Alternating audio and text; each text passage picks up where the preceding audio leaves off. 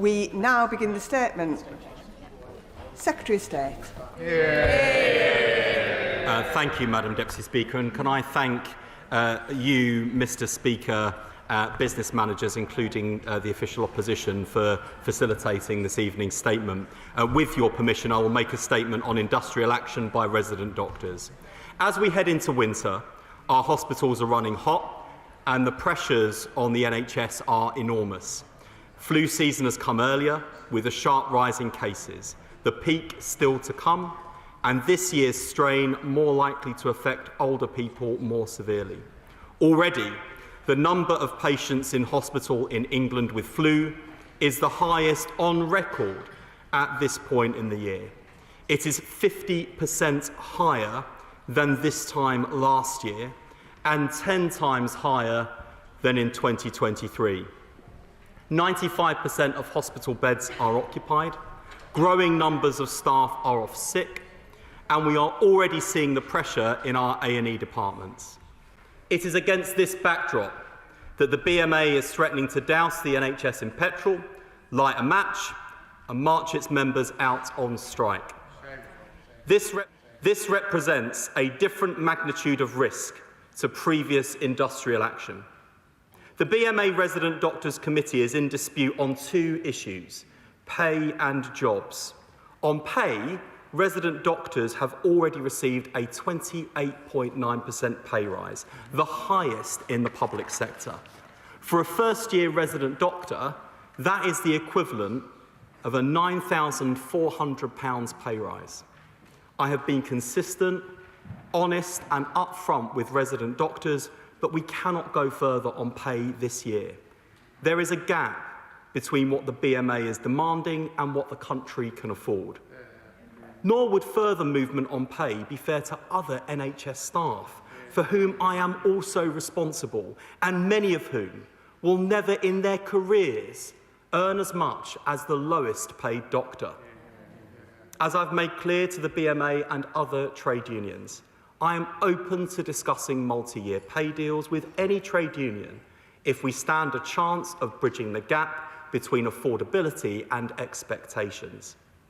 On jobs, I have much more sympathy with the BMA's demands.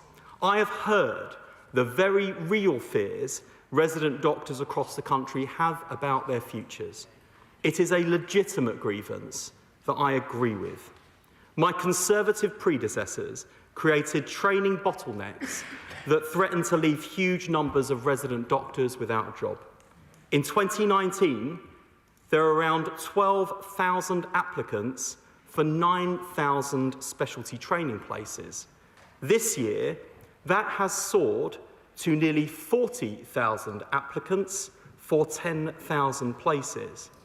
Now, it used to be the case that UK graduates competed among themselves for specialty roles. Now they are competing against the world's doctors. That is a direct result of the visa and immigration changes made by the previous Conservative government post-Brexit.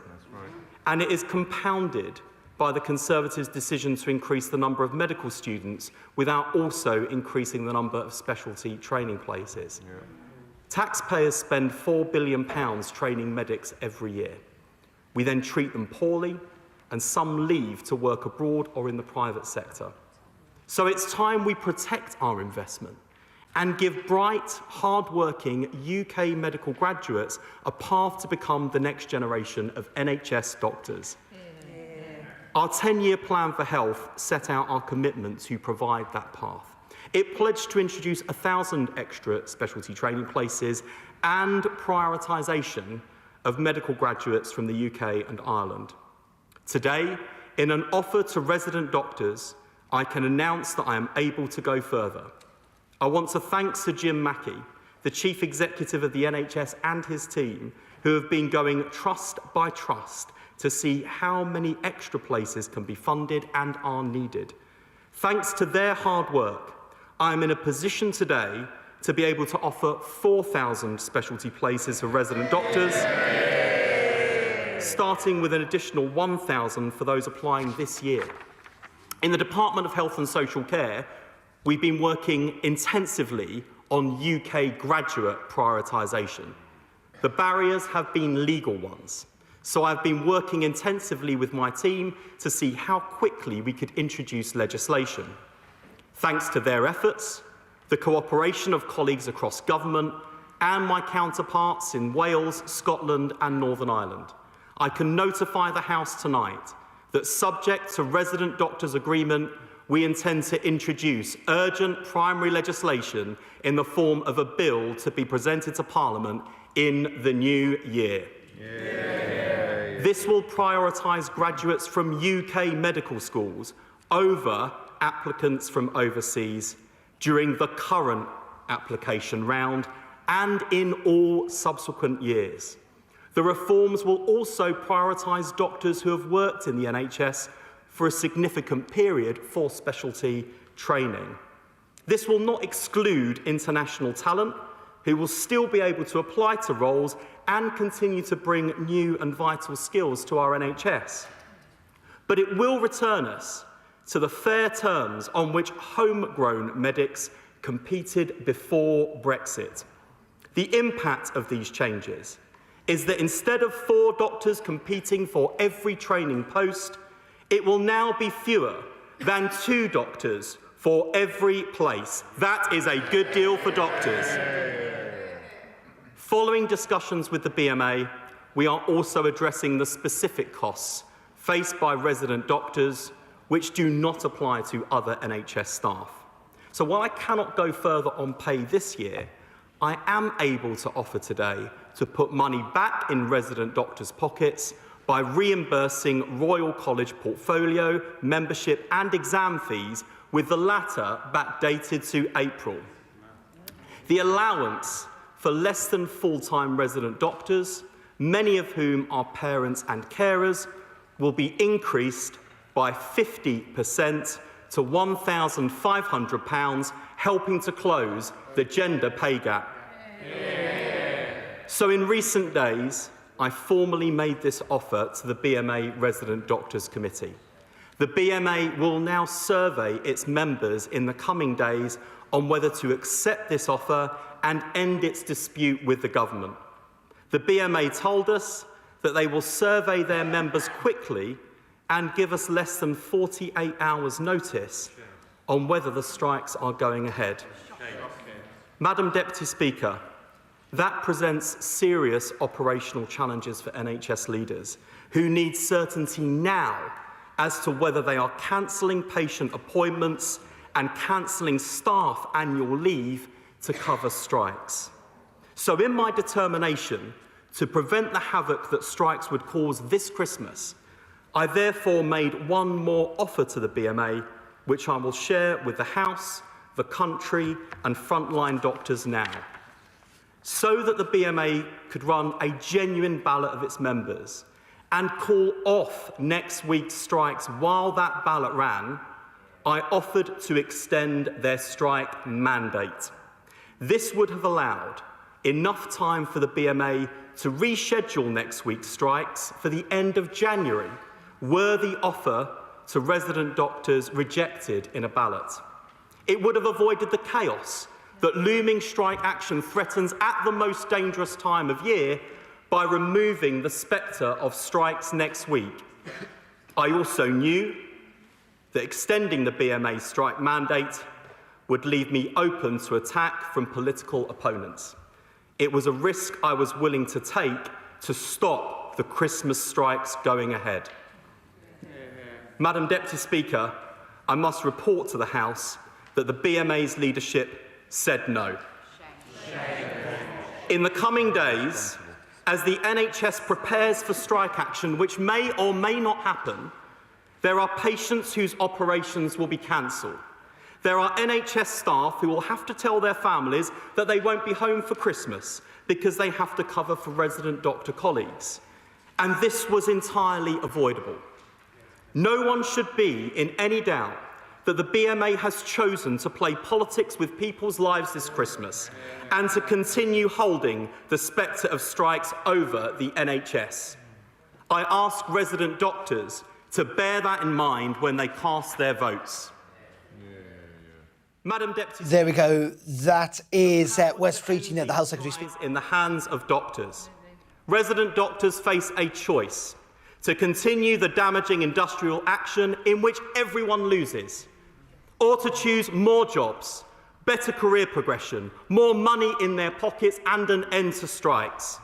It would mean emergency legislation to put our own homegrown talent first, to increase the number of specialty training places from 1,000 to 4,000, with a quarter of those delivered now, to reduce the competition for training places from around 4 to 1 to less than 2 to 1, to put more money in doctors' pockets by funding Royal College exam fees, portfolio fees and membership fees, with exam fees backdated to April, to increase the less than full-time allowance by 50% to £1,500, the chance for a fresh start, to end this dispute and to look ahead to the future with hope and optimism, a chance to rebuild resident doctors' working conditions and to rebuild our NHS. I urge every resident doctor to vote for this deal, and I commend this statement to the House.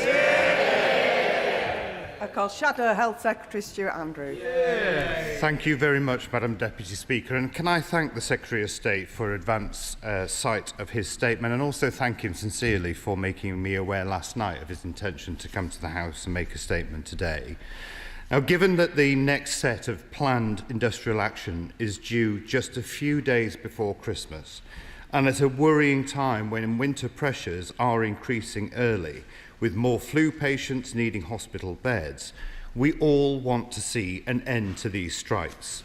On this side of the House, we want to offer our thanks and our gratitude to all those in the workforce who have worked so hard to try and minimise the impact of the strikes so far. Now, in his statement, the Secretary of State talks about the competition for places. This is not new information, and he said himself that the figures have soared in the last 2 years. So why is it that only now is he addressing it? So close to a damaging strike. He could have dealt with this back in the previous talks with the unions, but he didn't. But I have said that I want us to be constructive in opposition. And so I welcome the offer, the work he's done to offer more places to UK doctors, and depending on the detail of the legislation, we will help to secure that aim, and I'll make this offer to work with him to assure that we get there. But can I ask him, therefore, with regard to the 4,000 places he's announced and the specifically 1,000 that are announced for this year, perhaps he could tell the House which specialisms these places will be available in.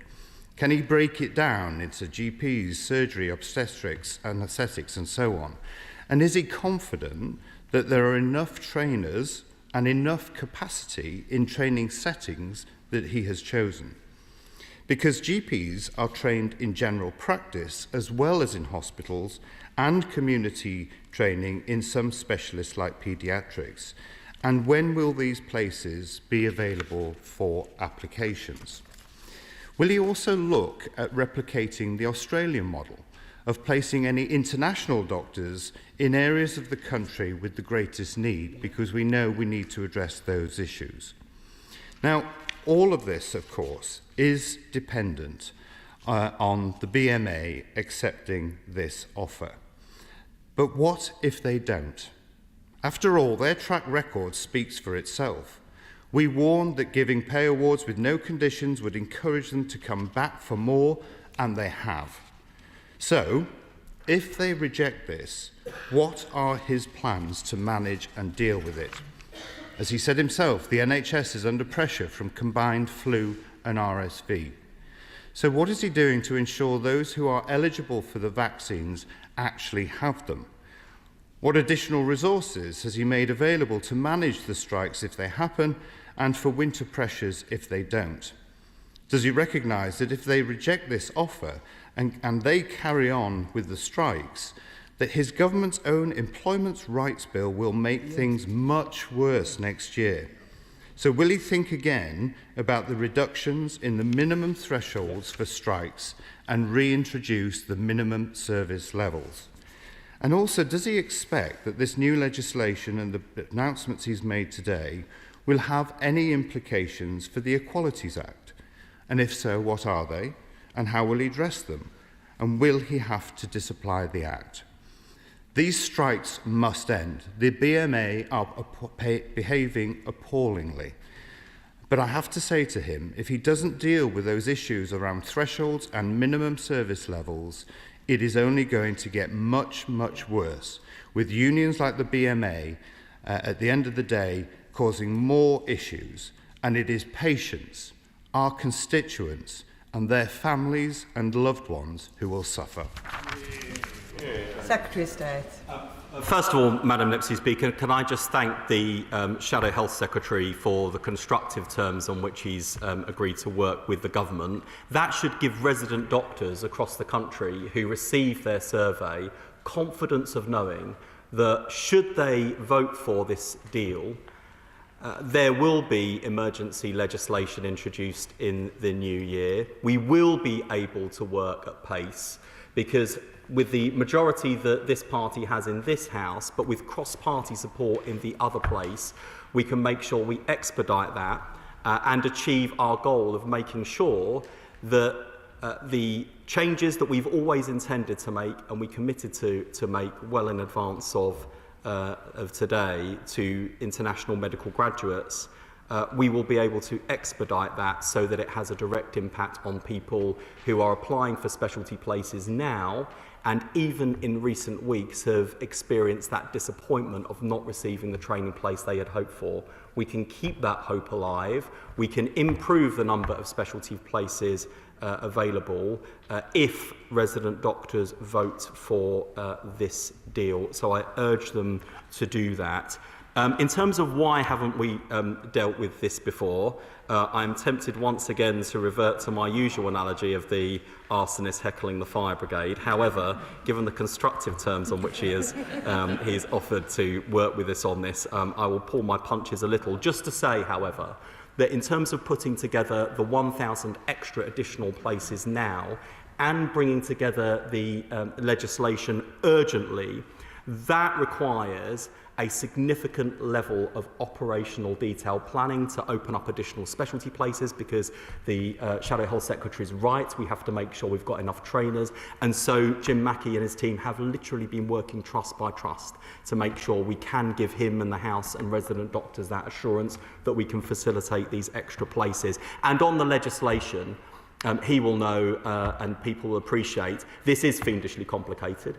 I've had to get agreement from business managers in a packed legislative programme here. We've had to make sure that the bill would be legally watertight and consistent with both our domestic law and international treaty obligations. And I've needed the support from my counterparts in Wales, Scotland and Northern Ireland. And I must thank them sincerely for the spirit in which, regardless of party, they have worked with this government. So we can give resident doctors all of that assurance. In terms of what happens if the strike goes ahead, look, first of all, he's absolutely right. Frontline staff and NHS leaders have done a superb job in managing previous rounds of strike action. In fact, the last round of strike action, we did indeed maintain 95% of planned care. And I believe, and we will see when the waiting list figures are published in January, I believe that the impact on waiting list progress, therefore, will not have been as severe as it might have been. However, I've got to be upfront with the Shadow Health Secretary and with the House that there is a much different degree of risk this time. So while we're aiming to maintain 95% of elective activity, again, we're aiming to, I cannot guarantee that. And I cannot give that assurance in all good conscience, given the level of pressure we are under. And that is why I just find it inexplicable, actually, that having offered to extend the mandate so the BMA could reschedule the same amount of strike action in January if their members reject this offer, I do not understand why they wouldn't do that. And honestly, and as a Labour MP, I've spent lots of time in rooms with trade unions and negotiating. I honestly cannot think of a single other trade union in this country that would behave in this way. I really can't, and I'm actually shocked by it. And I'm shocked because of the risk it poses to patients. I'm shocked because of the pressure it places on other NHS staff. And I'm shocked because it threatens the recovery of the NHS that we all care about. I would say to resident doctors following these exchanges, listen to what the Conservative Party opposite have said about trade union laws, about their rejection of the deal that we struck within weeks of coming into office. There is not a more pro-NHS, pro-doctor government waiting in the wings. There is a Labour government committed to the NHS, committed to the NHS workforce, that has gone further than any other government before, both on pay, terms and conditions, and the pace in which we're improving those things. These were never grounds for strike action before. They are certainly not grounds for strike action now. And I appeal to resident doctors over the BMA to do the right thing, vote for this deal, and work with a government that wants to work with you. Black Hamilton. Thank you, Madam Deputy Speaker. I have always been a massive advocate of all medical and nursing staff and absolutely understand what a difficult job our healthcare workers do. Saying that, with flu running rampant across the country and most NHS staff, including resident doctors and also nurses and other staff, suffering at this moment in time, will the Secretary of State join me in urging the leadership of the BMA and the doctors to see sense and put patients first at this difficult time? Thank you. I agree entirely with my honourable friend. She brings considerable frontline experience to this House, having worked in the NHS and dedicated her life to it herself. I am pretty sure that as well as speaking for her constituents, she's speaking for so many other NHS staff. I don't want to see nurse pitted against doctor, NHS staff pitted against each other. I don't want to see people resenting each other at a time when we should be pulling together to get the NHS back on its feet and to make sure it is well down the road to recovery. And that's why, even at this late stage, I urge the BMA to think again. There is nothing to stop me extending the strike mandate tomorrow, and for us, even at this late stage, to give Jim Mackey and NHS leaders the opportunity to stand down planning for strikes next week, even at this late stage. It would be an extraordinary gesture of goodwill. It would be a Christmas present for the country. It would benefit doctors, resident or otherwise. It would benefit all NHS staff, and most importantly of all, it would benefit patients. I hope that message is heard in good faith by the BMA even now. Liberal Democrat spokesperson, Dr. Danny Chambers. Thank you, Madam Deputy Speaker, and I thank the Secretary of State for his statement today, because people are going to be hugely alarmed at the threat of more industrial action right before Christmas.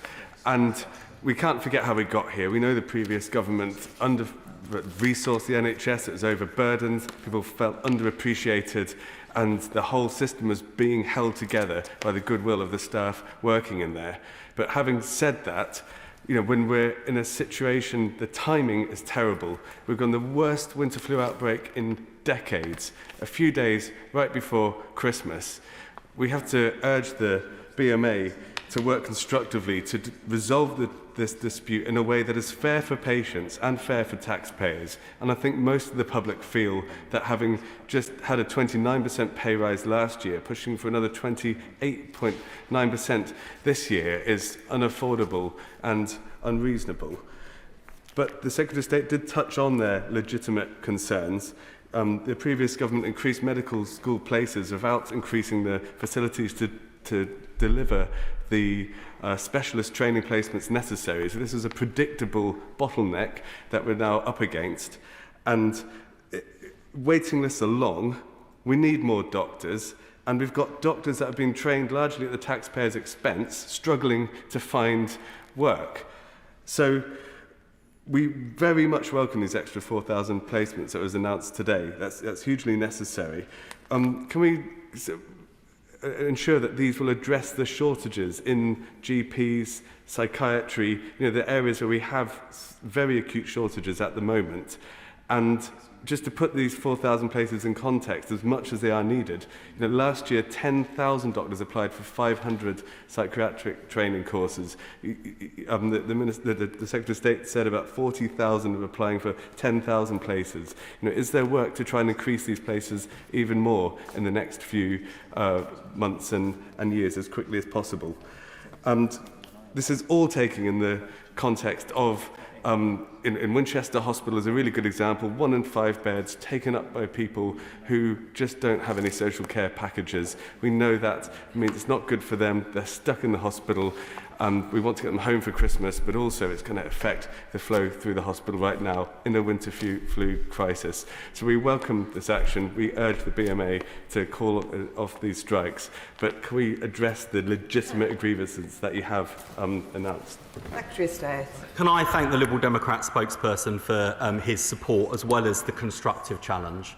And he is absolutely right to describe the challenge that we inherited and we are seeking to deal with. There are a number of steps we've taken along the way. For example, we promised to recruit an additional 1,000 GPs to the front line in our first year. And we expanded the R's scheme in order to do that, and we're able to actually recruit an extra 2,500. And what we're setting out to do with this deal, because of the international medical graduate dimension to this, it means those extra specialty training places go even further.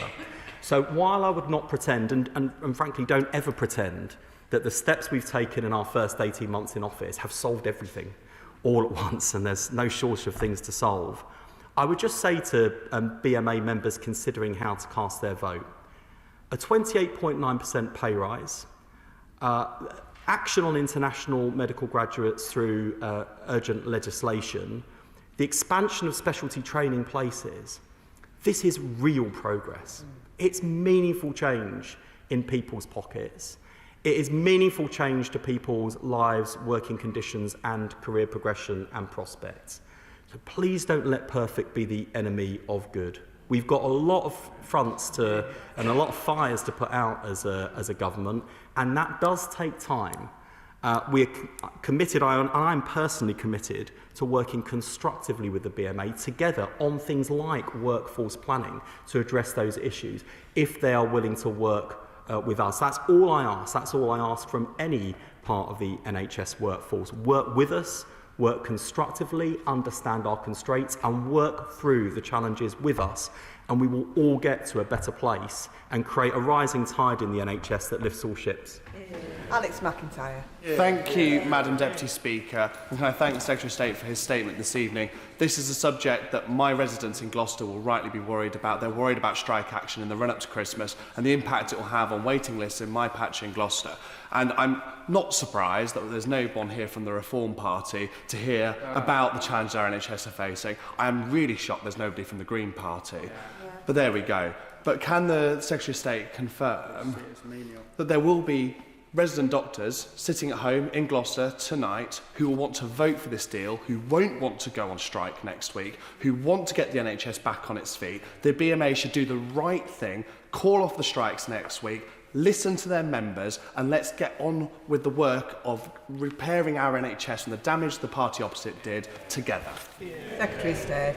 I wholeheartedly agree with my honourable friend. It's always it's always a disappointment when Reform and the Greens don't appear in the chamber, but I wouldn't want to be accused of misleading the House. I'm sure they had a better offer, and there's a Christmas party up the road. But in all seriousness, Madam Deputy Speaker, my honourable friend is absolutely right. I mean, the tragedy of the past couple of rounds of industrial action is that each round costs about £250 million. And each round, despite the best efforts of NHS leaders and frontline staff, does cause disruption. We all lose when that happens. Because I think one of the things that's really hard for staff is that they are also confronted with, in a very real way, the impact of the state of the NHS on their patients. And they're not in it for themselves. They're in it because they believe in public service. They're in it because they want to improve the health of our nation. And we're so much better able to achieve our shared goals if we work together. And that is the opportunity that we can grasp if they vote for this deal. We draw a line under this dispute and we try and reset the relationship between me, this government, and the BMA's leadership. Chair of the Select Committee, Leila Moran. Madam Deputy Speaker, this is just not the time for this. As much as we have huge sympathy for many of the grievances of resident doctors, we also understand that the next few weeks are critical to not just the next few weeks, but how the next few months in the NHS are going to run. So I echo calls for the BMA to listen to reason.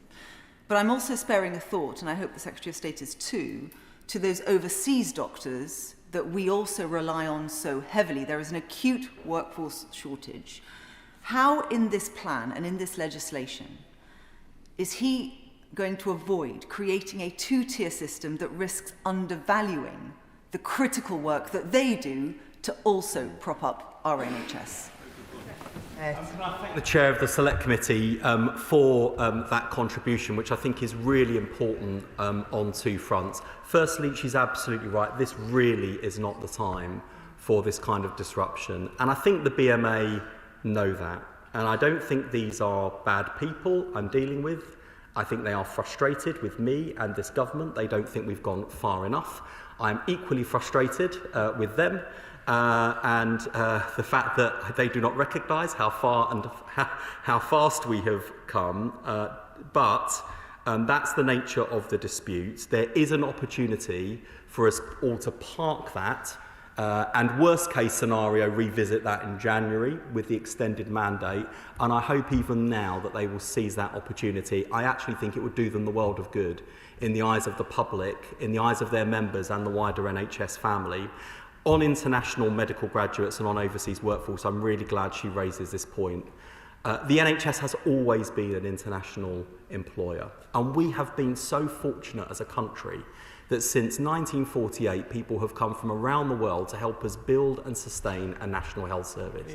Without them it would collapse, and we never want to be a country that closes the door to international talent. I think what's extraordinary is that so many of those overseas doctors, when they see these competition ratios and they compare our approach to their home countries and other countries, they think we've lost the plot. They can't believe we don't already do this. So I think they'll understand what we're doing and why. I hope they'll be reassured that international recruits who have given service to the NHS will also be able to apply for specialty places, because we want to recruit and retain great talent. But they will also recognise how this is a game changer for the ratios for homegrown talent. I think they will understand that. I think they will respect that. Not least, I've been at pains as Health Secretary, given some of the ugly rhetoric that's come from one corner of this chamber, to emphasise that while some people in this House might tell those international recruits to go home, as far as we're concerned, they are home. Jen Craft. Madam Deputy Speaker, my mum, a former shop steward, always drummed it into me that there are no winners in a strike, and I think never is that as stark as the situation as we are facing now. Absolutely. I know that there will be healthcare workers in my constituency who already are under tremendous pressure, and they will be looking at the situation coming up potentially in the next few weeks with dread, and that includes resident doctors who will be looking at this uncertainty and wanting some surety as to where they should go. I think the Secretary of State has been incredibly reasonable and set out a plan that I think I would plead with the leadership of the BMA to get on board with, to call off these strikes, to get us through winter, to get us through this difficult period for the benefit of patients and for the whole NHS. And will he join me in echoing this plea? Secretary of State. I'm grateful to my honourable friend, and that, I hope that point is not lost on the BMA. On this side of the House, we are the party of Labour. We were created by the trade union movement to represent the interests of working people. That has been our calling for more than a century since this party was founded. And we have shown through our actions, not just our words, that this is a party in government that is committed to defending and extending the rights of working people, to improving pay and conditions, to clamp down on exploitation, and to make sure that this is a government with and for the people. So the BMA have a willing partner in this government. I sometimes feel like the government's changed, The policies have changed, the approach has changed, but the BMA's tactics towards us has stayed the same. And while I understand their cynicism and about politics and their grievances with the situation they are working in, I ask them also to recognise the progress that we've made when we work together. There is an opportunity confronting them now to make further progress, and I urge them to seize it. Bruce Stafford. Thank you, Madam Deputy Speaker. These strikes are going to have a massive effect on the constituents in my Farnham and Borden constituency, and I'm already getting emails from constituents who are concerned about the fact that their operations are going to be cancelled. Of course, the BMA is being entirely irrational, and they hold the lion's share of the blame for this. But the Secretary of State also has to take some responsibility for what's going on. If the Secretary of State gives the doctors 29% pay rise for no strings attached, it is of absolutely no surprise that they come back for more. Now, I welcome the 4,000 extra places. I'd like to press him on exactly where those 4,000 places will come. And would it not be better to have published this within the workforce plan, which is continually delayed by his department? So when is that workforce plan actually going to come about? Can I thank the honourable gentleman for the first bit? As for the rest of it, let me just say the NHS workforce plan that we inherited came in the 14th year of Conservative government. And it was so absurd, that on its trajectories for the increase in staffing numbers, within this century, 100% of the public would have to work for the NHS in order to sustain that level of workforce growth. And that is against the backdrop of AI, machine learning, genomics, and the revolution in life sciences and medical technology that will change the NHS workforce and change the face of medicine. We are working with the Royal Colleges, with think tanks, with trade unions, to make sure that in the new year our workforce plan is more credible. He is right to say that we are taking a bit longer with the workforce plan than I had originally intended. The reason we are doing that is because I was asked to by the partners we will need to make sure that the modelling and the assumptions underpinning the workforce plan are good. And I'm always prepared to take a little bit more time to get it right than to rush something out. And that is the spirit in which I've engaged in workforce planning.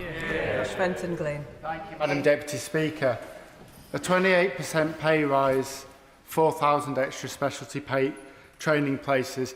It's starting to feel like the BMA Resident Doctors Committee are deeply committed to not taking yes for an answer. And it's not just about the services, it's about the parent who wants their kids to have their elective appointment before Christmas. It's real people in my constituency of Calder Valley and across the country who are suffering. So I would urge the BMA to come to the table and be reasonable. Could the honourable gentleman look at, while we're looking at the training crisis, looking at the specific areas where we have real training crises, like mental health, GPs, sexual health and palliative care? We've got a lot of areas in the NHS where this can be a win-win, where we can get the extra training places opened up, but we can also solve some of our workforce crises that we know about right now. My honourable friend is absolutely right, and I do wish the BMA would take yes for an answer sometimes, and I'd like even more if the BMA gave yes as an answer to me once in a while, and that hasn't happened for a little while. But he's right to talk about the need for workforce planning. That's what the workforce plan in production is all about, making sure we've got the right people in the right place at the right time. He mentioned mental health specifically. I'm happy to report that our manifesto committed to 8,500 extra mental health workers over the course of this Parliament. We have already delivered well over 6,500. Lots done, but more to do. Sir Julian Lewis. I find it rather shocking that when the Secretary of State for Health has offered the BMA leadership an opportunity to strike a few weeks later, they have turned it down, presumably because they prefer to strike at Christmas time when, frankly, lives will be lost as a result. Am I missing something here? And why is it, according to the Secretary of State, that the leaders of the BMA seem to be so determinedly militant? Does he think they simply don't represent in reality the views of their own membership? Can I just say to the right honourable gentleman that we are doing everything we can to mitigate against harm during the proposed strike dates. I cannot, in all honesty and integrity, assure him that no patient will come to harm next week should these strikes go ahead, because the situation is so dire. I really urge the BMA to reflect on that overnight and into tomorrow, and just ask themselves, and perhaps their members might ask their reps, whether it is really necessary to strike next week given the offer of an extension to mandate. And then to his final point, I was once asked as the president of the National Union of Students by a Labour member of a select committee I was appearing in front of, was I speaking for my members or was I speaking for my activists? There is sometimes a difference between the two. I know there are lots of people who have campaigned hard for pay restoration, and there are many people involved in the Doctors' Vote campaign in pursuit of that aim. I think there are many doctors, however, who recognise that there has been real progress on pay, that what we're putting forward now is meaningful progress on jobs too. And I just say to all members of the BMA, don't let perfect be the enemy of good, especially when the stakes are so high. Dr. Peter Brinsley. Thank you, Madam Deputy Speaker. So may I congratulate our own frontline team, because this is a great deal. And I came to Parliament partly to speak up for our NHS, and I have spoken in many debates. I've also trained many surgeons over the years, and I know that my fellow surgeons will be up for this. College presidents will support this, and I urge all the resident doctors to support this too. But may I issue a word of caution from my son, who is a resident doctor up there in the gallery. If we increase the number of trainees, it means we also need to increase the number of consultants and GPs. For if we do not do this, we will simply push the bottleneck down the road.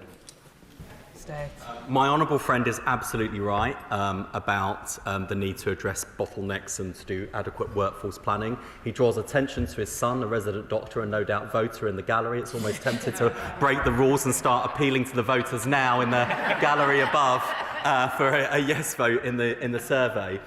One thing I would just say to resident doctors who are watching, and not just immediate members of the honourable gentleman's family, I know, because I do listen carefully to what resident doctors say and how they feel. I know there'll be some resident doctors listening to my honourable friend saying, well, it's all right for you, in your generation, you've had it easy, and we're fed up with these consultants and these college presidents telling us what to think and feel. I hope that resident doctors know the extent to which my honourable friend has really fought their corner and spoken up for their concerns, and not just on the floor of this House, but in meetings with ministers. He keeps us anchored in the sentiment and experiences of all parts of the profession, especially resident doctors, where I know my honourable friend feels a real commitment to making sure that they have a bright future and a bright career. I hope they will heed his advice just as I do. Branch.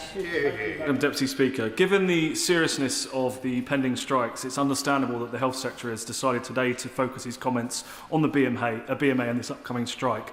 But I asked the Health Secretary constructively, what assessment has he made on the impact of the current giveaways that he's just announced on, one, the likelihood of future strikes, but secondly, the impact on other NHS staff, particularly nurses that already feel hard done by last year's pay rise? Can I just say that is a very thoughtful and appropriate question. Just to reassure the House, I and the Minister of State for Health have been working with Agenda for Change unions, particularly Unison, RCN, GMB, to make sure that we are dealing with the structural reform of Agenda for Change that they are seeking, and also to explore how we can deliver fairer pay for other parts of the NHS workforce, and an improvement to the conditions and to the status of the nursing profession specifically, but also fairness for all NHS workers. That's one of the considerations I've had to bear in mind in terms of what we can offer the BMA and resident doctors. And I've been very clear with the resident doctors' reps about that privately, and I'm very happy to restate that publicly. Doctors have not had a bad deal from this government, frankly, and I have a responsibility to all parts of the NHS workforce, especially those who are lowest paid and who often lie awake at night worrying about their bills. Dr. Simon Offer. Thank you. Can I commend the Secretary of State around international medical graduates, because it is something that we have discussed in the past, and bringing forward emergency legislation is absolutely crucial here. So thank you for that. Can I also say trainers in the NHS, and I reassure the party opposite that we will make this happen. I've been a GP trainer for 25 years. We will work to make this happen, and that's what we do in the NHS. Could I just ask the Secretary of State to urge, I have many resident doctor friends who do not like this action. Can we urge these doctors to talk to their fellows and try and call off this strike, because it is not generally well supported amongst resident doctors, and it's something that we can change. Thank you. Secretary of State. My honourable friend makes a really good point, because sometimes during ballots, people who are opposed to industrial action choose not to cast a ballot at all because they know that the turnout threshold is material. In the coming days, it is absolutely vital that every resident doctor makes their voice heard. This is their chance to tell me and their reps how they want to proceed on this deal. And I respect the fact, by the way, that the Resident Doctors Committee have today chosen to present the deal in neutral terms to their members so they can make a choice. And I respect that, I really do. So now I urge resident doctors to make their views known, to take the opportunity in front of them and to move forward together to make real changes to their lives. I do want to finish this statement shortly, so if I could ask members to keep their questions and their answers short. Andrew George. Thank you, Madam Deputy Speaker. I welcome the Secretary of State's statement and the manner in which he has been handling the issue. However, I just want to ask him about the way he summarised the position at the end of his statement, in that he presented it as a choice between striking or to have more jobs and the other parts of the offer that have been made. I mean, can I just seek clarity on the matter? Is he genuinely saying he's going to withdraw that? I mean, was it for a purely oratorical effect, or is that his negotiating position? Secretary of State. Madam Deputy Speaker, I regret to say that if the BMA reject this offer, we will not be proceeding with this offer at this time. I wish we weren't in this transactional lock. I wish we could just move forward together in a spirit of partnership with a bit of give and take. That's not where we are. And I think I would be crucified by the public if I were to take a different approach. I think it would be the wrong thing to do, and it would incentivise people to strike furthermore, and I can't tolerate that any longer. Justin Madders. Thank you, Madam Deputy Speaker. I think our constituents will consider it absurd that we spend billions of pounds every year on training doctors that will never work in the NHS. So I'm pleased that we're grappling with this issue as the Secretary of State is grappling many other issues, and he's shown that by working constructively through the issues, actually we can hopefully reduce industrial action. And I contrast that with the comments from the Shadow Secretary of State, who was talking about bringing back the minimum service level laws. Now, can the Secretary of State remind the House that those laws were so unworkable that no public sector service ever actually used them, and in fact we had the highest levels of industrial action in 40 years under the previous government? Can I thank my honourable friend? He has so much expertise on health and on employment rights and trade union laws, and he is absolutely right, and that's why this government has chosen a different approach. We want to work with all of our trade unions. We want to work with the BMA. We can still do so if we hit the reset button and each of us commit to building a more constructive relationship. Shannon. Thank you, Madam Deputy Speaker. Can I congratulate the Secretary of State very much and fully support his stance for the resident doctors' strike action. Stand firm is the message I would send to the Secretary of State, and ask that God would bless you and your team. This will be the 14th strike since March 23, and is expected to cause major disruptions. With the recent influx of flu, it's indicated that some of the wards have 70% occupancy. This could put the healthcare system under extreme pressure. The action and emergency in the Ulster Hospital, in the Belfast City Hospital and the Royal Victoria Hospital are under intense pressure. If they didn't have the Indian doctors from India and Africa, we'd be under real pressure. So what discussions has the Minister had with the BMA in relation to the impact that this will have on emergency care and ultimately in terms of getting patients back home before Christmas? Thank you.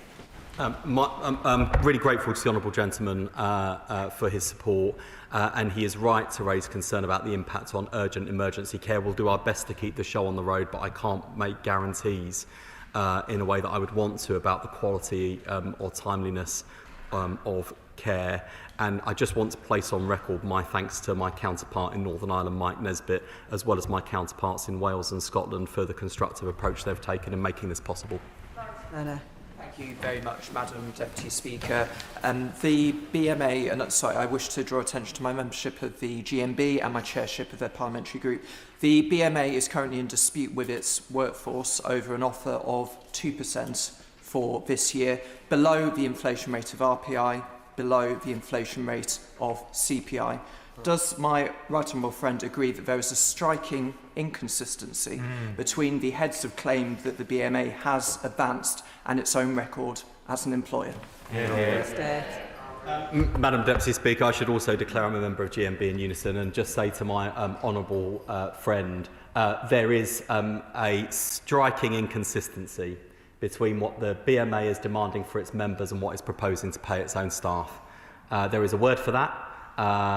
In the spirit of trying to engage more constructively, I won't use it, but I urge the BMA to engage constructively with us and with their own staff. They certainly won't want to see me on the picket lines outside BMA House. Johnson. Thank you, Madam Deputy Speaker. I'm a lifelong trade unionist. I'm very proud member of Unite and Unison, and was very proud to stand on the picket line with resident BMA doctors in my Liverpool Riverside constituency quite recently, and they talked about the challenges about the fees, and I'm sure they'll welcome the fact that there's going to be put more money in the pocket, but there was some inconsistency. So can the Minister maybe clarify that all resident doctors of all specialisms will be subject to the fee waivers? Secretary of State. I can give my honourable friend that assurance that for the Royal College fees that I outlined in my statement, they will be covered by us, and that will be a material saving their pockets. Exam fees will also be backdated, recognising that there'll be many doctors that have already done those and paid those fees. I hope that gives my honourable friend and resident doctors in her constituency the confidence that this is a good deal, one we can move forward on and campaign on together. Kevin McKenna. Thank you, Madam Deputy Speaker. I mean, I've worked so many Christmases and New Years as a nurse in the NHS. I know the dread and the wearied dread that so many colleagues have facing this threat of strike action, particularly against a spike in respiratory illnesses. It will be devastating. In a good year without strikes, it will be bad enough. So I really commend the Secretary of State for the work he's done to address what have been really long-running sores for the experience of resident doctors. I think genuinely some of this is transformational and what I know a lot of clinical colleagues have been after for so long. But healthcare is a collective activity. It's the multidisciplinary team that delivers healthcare, not individual doctors, not individual nurses. So can I commend the Secretary of State to keep focusing on that collective improvement to the NHS that I know he's been doing, and can I implore everyone who's listening in the BMA, let's just put this to bed now. It's time for everyone to have a Christmas and a healthy Christmas. Secretary of State. I'm grateful to my honourable friend, and of course my concern is always first and foremost patients, but it has been playing on my mind and my conscience that going into this December there are a lot of consultants, a lot of nurses, a lot of allied health professionals and other NHS staff who are more tired than they would otherwise have been because they are putting in those extra shifts and extra effort both to cover the previous round of strikes and then to help the NHS to recover in that long tail that follows in the days and weeks afterwards. And I really feel for them at the moment and the conditions they're working in. I think all of us would breathe a sigh of relief and also, frankly, express a great deal of gratitude, myself included, if the BMA take up the offer of postponing strikes until January. It's not too late. I urge them to think about that overnight and do the right thing. Sean Davies. Thank you, Madam Deputy Speaker. Can I just thank my right honourable friend for his leadership, but also the leadership of NHS bosses up and down this country who often do not get the praise that they deserve in this House. This is bad for patients and their families and also fellow NHS staff, but also it is above all bad for the trust and confidence in our NHS. And we know that there are people in this House and across the country that want to attack the very principle of the NHS. Does he agree with me that the BMA needs to take into consideration it's not just about the deal on the table today, but the very principle of our NHS going forward?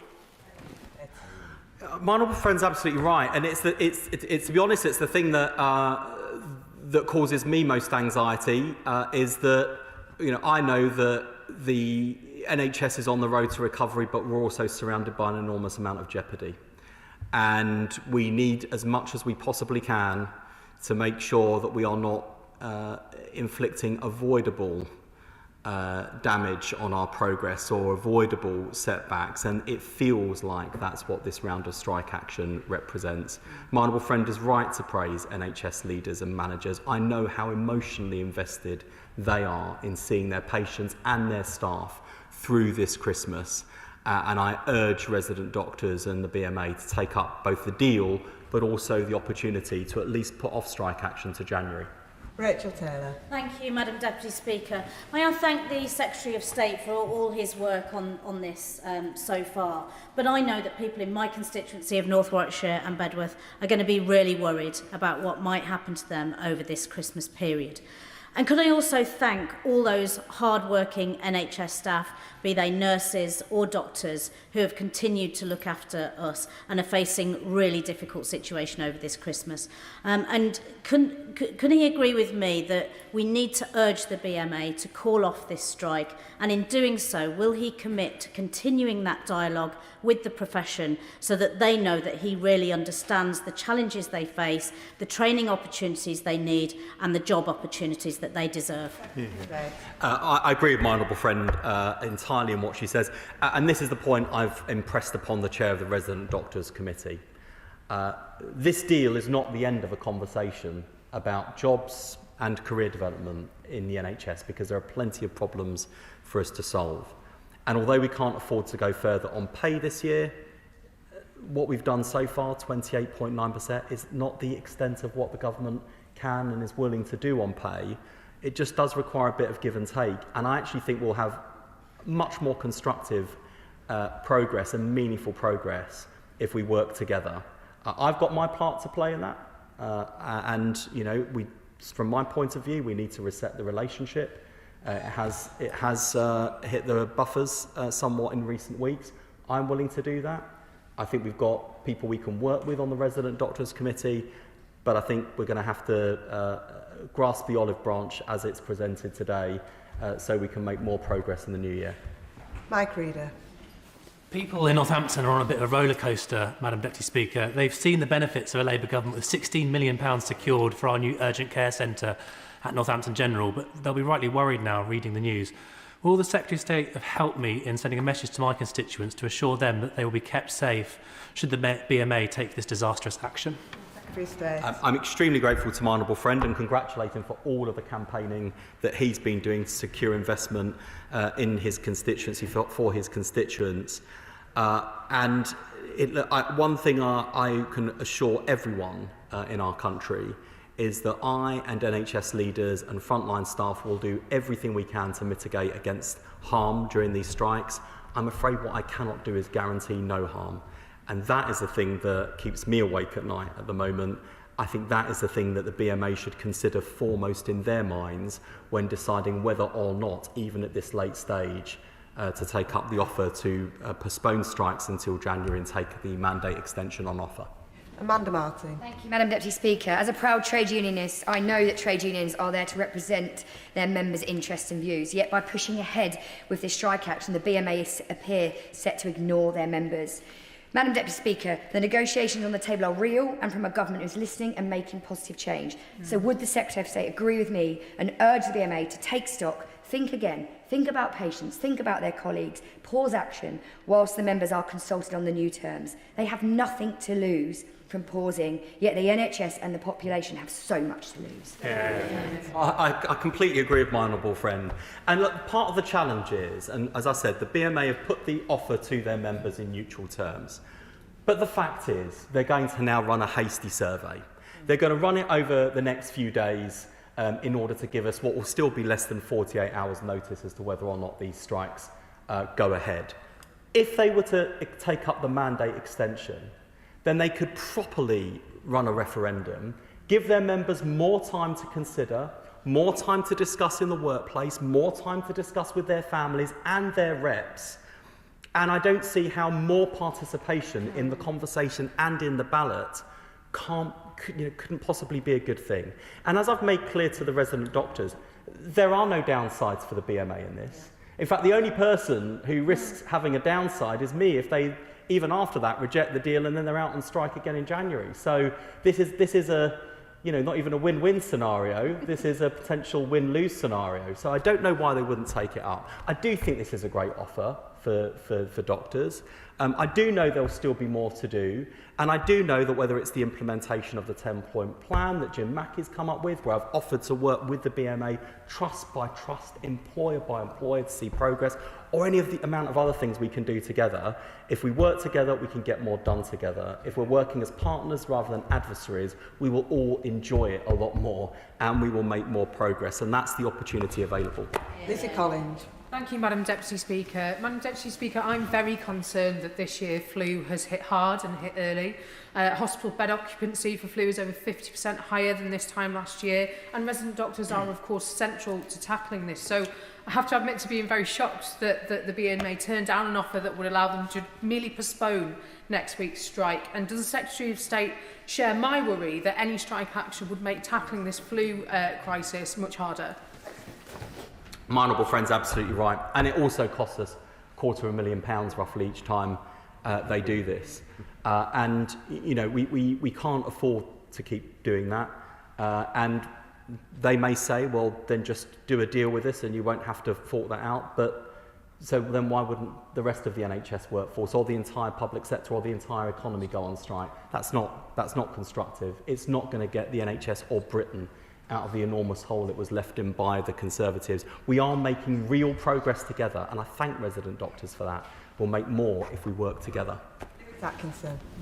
Thank you, Madam Deputy Speaker. The coming weeks are always the most dangerous time of year for the NHS, and I think it's important to note that the patient safety risks arising from strike would not just be during the strike period, but in the weeks that follow from that. Some of my most daunting and indeed scary times in the NHS was working alongside resident doctors, nurses and others in the early hours of the morning in January and late December, trying to ensure that ambulances could still be offloaded under the most difficult circumstances. So with that spirit of one team working for patient safety, I would urge the resident doctors to accept the offer as the Secretary of State steps out. But could the Secretary of State just confirm that NHS England and local NHS leaders will have his full support in taking difficult decisions that they need to keep patient flow going and emergency care going during this period of strikes do take place?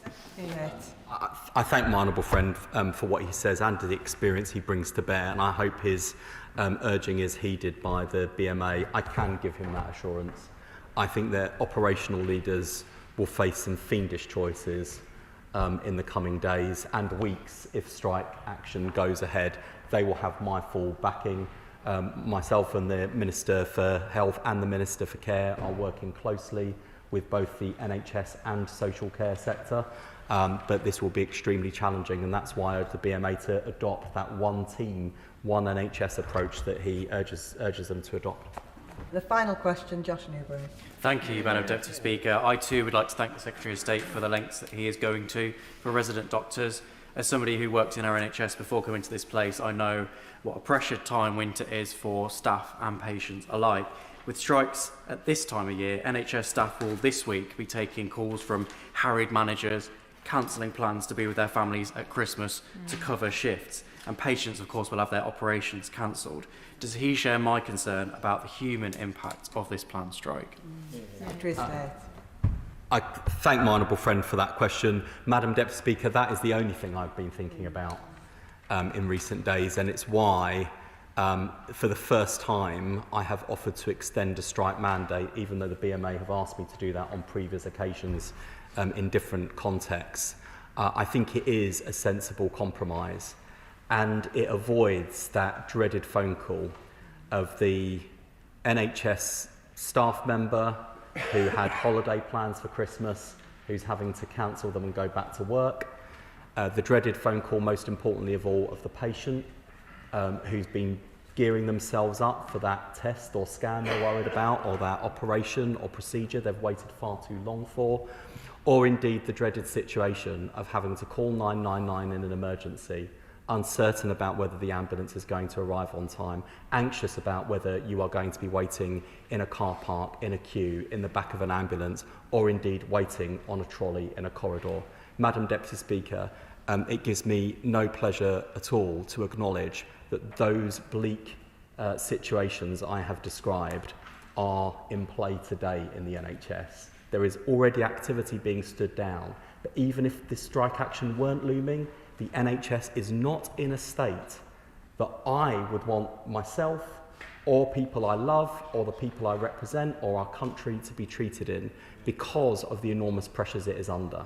With that in mind, and listening to the contributions we've heard from across the House this evening, from members on both sides who are not anti-doctor or even anti-BMA, I really urge them to do the right thing.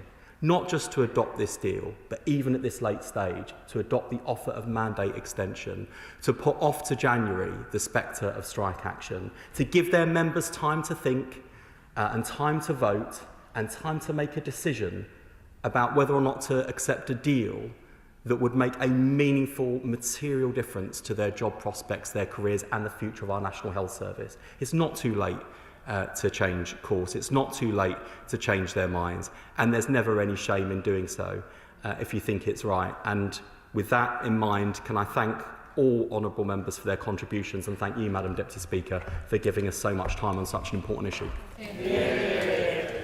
And that concludes the statement.